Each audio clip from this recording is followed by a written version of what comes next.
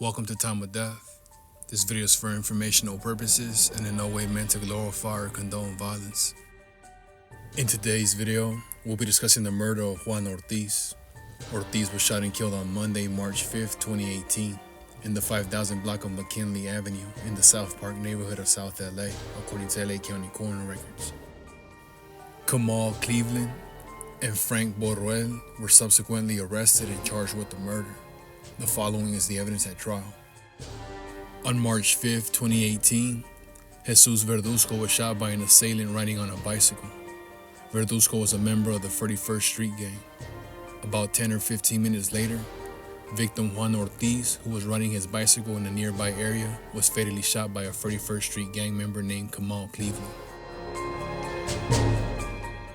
On March 5th, 2018, at around 12:35 p.m., a witness was walking near her home at 42nd Street in San Pedro when she saw a group of approximately 4 Hispanic men in their 20s on bicycles shoot someone. The bicyclists fled, but one bicycle remained behind. A truck pulled up, someone placed the bicycle in the truck and then drove away. The witness didn't see any other vehicles. Another witness was at a food truck near Gilbert Lindsay Park when she heard 4 gunshots coming from near San Pedro Street. Several minutes later, she saw a man with blood on his face run across the street toward the park, asking for help. The man collapsed in the park and people gathered around him. Approximately 5 minutes later, a sporty car, possibly a Mustang, and a Toyota Tacoma truck pulled over on San Pedro Street. 2 African American men and 2 Hispanic men got out of the vehicles and spoke to the person who had been shot. All of the men were in their 20s. Several minutes later, as police sirens could be heard approaching the area, the men got back into their respective vehicles and drove away. LAPD officer Mark Carrillo responded to the park and saw the shooting victim, Verduzco, also known as Troubles, with wounds to his mouth and shoulder. Verduzco had 41st Street Gang tattoos and was known to be a 41st Street Gang member. Another officer, Paul Miller, attempted to obtain information on the shooter from Verduzco, who did not respond. Officer Carrillo canvassed the area for witnesses and looked for evidence. Carrillo saw a blood trail and bullet casings on the sidewalk of the northwest corner of 42nd and San Pedro Streets. Further east on the same sidewalk, Carrillo found the firearm. Verduzco later admitted to having fired the gun. Other officers at the scene located surveillance footage from San Pedro and East 42nd Street. The video showed a white Camaro with tinted windows and dark rims, as well as a pickup truck. Neither the driver nor the license plate of the white Camaro could be seen in the video. Verduzco was interviewed at the hospital. He indicated the shooter didn't mention a gang name. Verduzco maintained he had shot his own gun at the sky and declined an offer to be placed in protective custody. No suspect was ever identified as the shooter, nor was there ever a particular gang connected to the shooting of Verduzco.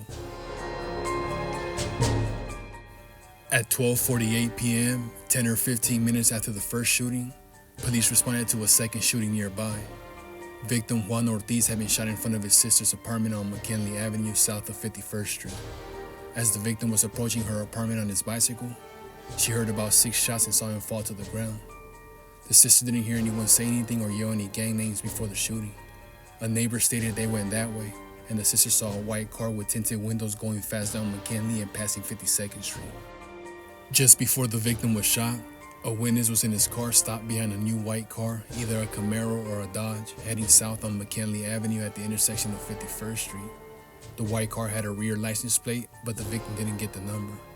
While they were stopped, an African American man approximately 20 to 21 years old and wearing denim pants got out of the passenger side of the car, crossed the street between 51st and 52nd Streets, and headed south on McKinley Avenue. After the witness lost sight of the man, he heard 7 or 8 gunshots.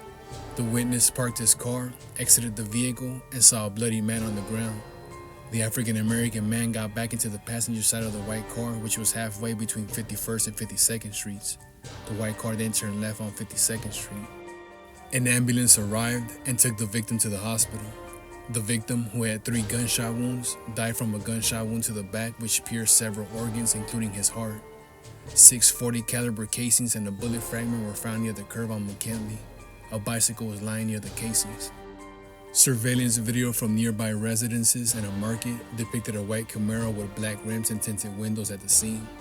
There did not appear to be a front license plate on the Camaro, and the rear license plate number was not visible in the video. In a video obtained from the market, a person could be seen exiting the white car and shooting the victim. After the victim's murder, Officer Aaron Hernandez viewed surveillance video and identified 21-year-old Kamal Cleveland as the shooter.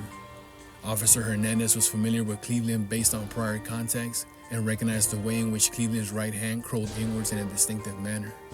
Cleveland had tattoos on his right hand and chest stating BSR, which stood for Brown Suit Rifa, a clique of 41st Street, as well as the number 4 and 1 tattooed on his face.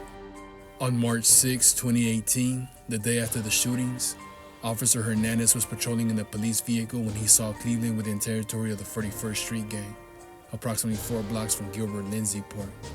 Cleveland appeared to be trying to hide between some cars in a parking lot. Officer Hernandez arrested him.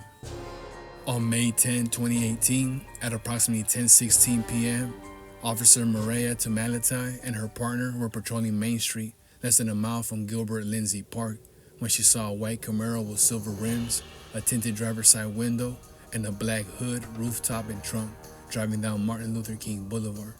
Tamalatai initiated a traffic stop of the Camaro and arrested defendant Boruel, the driver. Throughout Los Angeles, LAPD patrol cars are equipped with automated license plate recognition, AOPR systems designed to record license plate numbers. In order to be recorded, the car must have a license plate. 10 times in 2017, the AOPR system spotted defendant's car. However, there was no sightings of a white car with defendant's license plate number from January through May 2018. Defendant Boruel's car at the time of his arrest had different wheels than the Camaro in the surveillance video. The wheels on the car in the video were black and larger, while the factory installed wheels that came with defendant's car were alloy.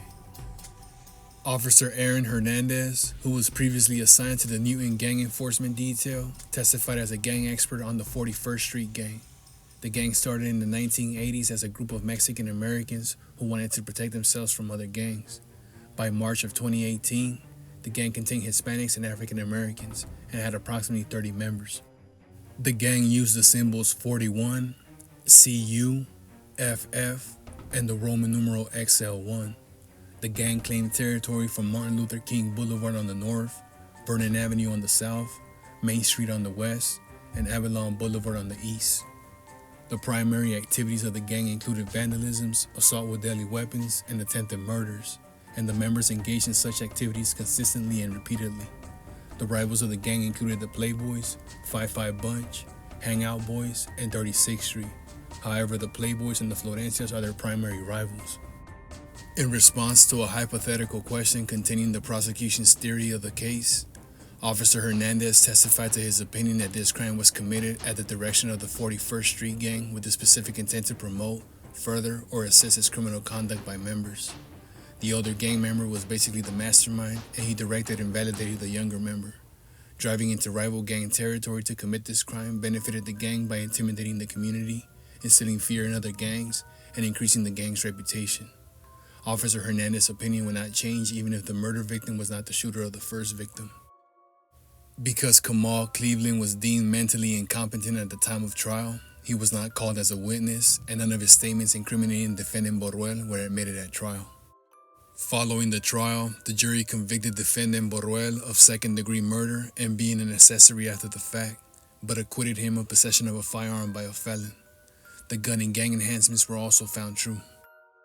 Defendant was sentenced to prison for 70 years to life, which consists of 15 years to life for count 1, tripled to 45 years to life due to his strikes, plus 25 years to life for the firearm allegation.